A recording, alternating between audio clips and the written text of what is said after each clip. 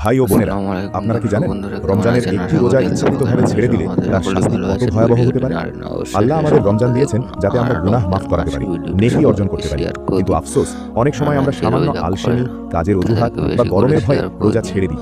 ভাবি একটি আজ না রোজা না রাখি, করলে কাল রেখে কাজা করে নেব। পার্শ্ববর্তীদের কেমন কিন্তু সাজে হাদিস ও রেওয়ায়াতে এসেছে, সেটা যে দেখুন। ব্যক্তি সরই কোনো বাধা ছাড়া ইচ্ছাকৃতভাবে রমজানের একটি রোজা ছেড়ে দেয় তাকে আখিরাতে ৯০০ বছর পর্যন্ত জাহান্নামের আগুনে পোড়ানো হবে। একটু চিন্তা করুন, দুনিয়ার ছোট্ট আগুনে আমরা ১ সেকেন্ডও আঙুল রাখতে পারি না, তাহলে ৯০০ বছরের সেই আগুন কিভাবে সহ্য হবে? সেখানে মানুষ মৃত্যু চাইবে, কিন্তু মৃত্যু আসবে না, শুধু আযাবই থাকবে। আর সবচেয়ে কষ্টের কথা হলো, যদি সেই ব্যক্তি সারা জীবন রোজা রাখে তবুও সে ওই একটি রমজানের রোজার সমান হতে পারবে না। কারণ রমজানে আল্লাহ যে রহমত, বরকত ও সওয়াব দান করেন তা বছরের অন্য কোনো মাসে পাওয়া যায় না। এখনও সময় আছে, শ্বাস চলছে।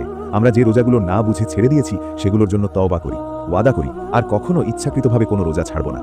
কে জানে কোন রমজানটা আমাদের শেষ রমজান? হে আল্লাহ,